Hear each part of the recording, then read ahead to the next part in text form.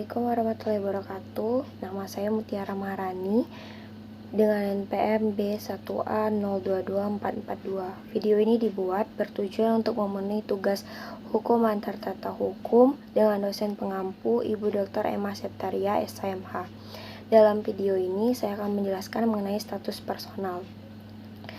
Jadi status personal adalah kondisi atau keadaan suatu pribadi dalam hukum yang diberikan atau diakui oleh negara untuk mengamankan dan melindungi lembaga-lembaganya.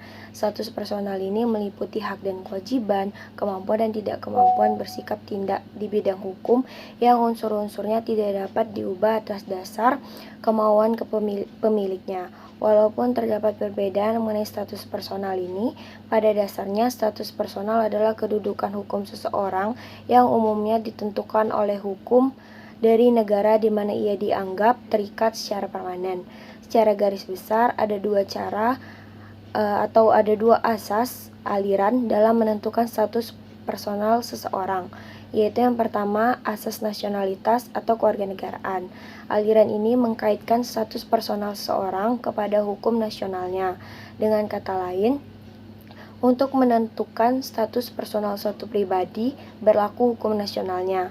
Berdasarkan azas ini, status personal seorang ditetapkan berdasarkan hukum kewarganegaranya atau lex patriae orang tersebut. Berdasarkan suatu asas dalam bidang hukum keperdataan yaitu mobilia secuntur personam, maka azas pemberlakuan lex patriae ini berlaku juga dalam penentuan status benda-benda bergerak atau movable things. Dalam arti bahwa status benda bergerak ditetapkan berdasarkan hukum yang berlaku untuk menetapkan status personal orang dalam yang memiliki atau menguasai benda tersebut. Ada dua asas utama yang dapat digunakan untuk menentukan kewarganegaraan seseorang, yaitu pertama, azas tempat kelahiran atau ius soli. Artinya, kewarganegaraan seseorang ditentukan oleh tempat kelahirannya. Misalnya, seseorang yang dilahirkan di negara X, maka ia merupakan warga negara X tersebut. Lalu yang kedua adalah azas keturunan atau ius sanguinis, yaitu kewarganegaraan seseorang yang ditentukan berdasarkan keturunannya. Misalnya seseorang yang lahir di negara Jerman dari kedua orang tuanya yang merupakan kewarganegaraan Indonesia, maka yang bersangkutan merupakan warga negara Indonesia. Namun akibat digunakannya cara yang berbeda dalam menentukan kewarganegaraan tersebut dapat menimbulkan seorang memiliki lebih dari satu kewarganegaraan, yaitu kewarganegaraan dengan kedudukan bipatright atau multipatright. Tetapi bisa juga menyebabkan seseorang bahkan tidak memiliki kewarganegaraan sama sekali atau apatright. Lalu yang kedua adalah azas teritorialitas atau domisili. Aliran ini memakai hukum domisili sebagai titik taunya. Artinya status personal seseorang tunduk pada hukum di mana ia berdomisili.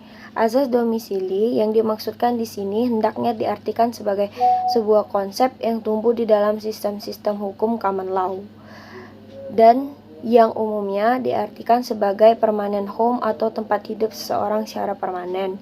Berdasarkan azas ini, status dan kewarganegaraan seseorang ditentukan berdasarkan hukum domisili atau hukum tempat kediaman permanen orang tersebut.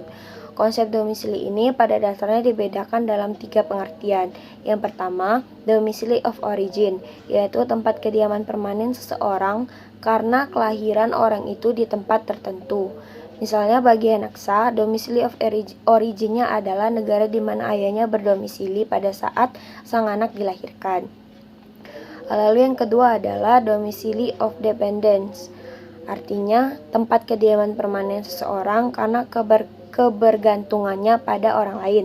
Misalnya anak-anak yang di bawah umur akan mengikuti domisili orang tuanya atau istri yang mengikuti domisili suaminya. Lalu yang terakhir adalah domisili of choice, yaitu tempat kediaman permanen seseorang yang dipilih orang tersebut atas dasar kemauan kebebasannya. Itulah tadi penjelasan mengenai status personal seseorang. Sekian, terima kasih. Wassalamualaikum warahmatullahi wabarakatuh.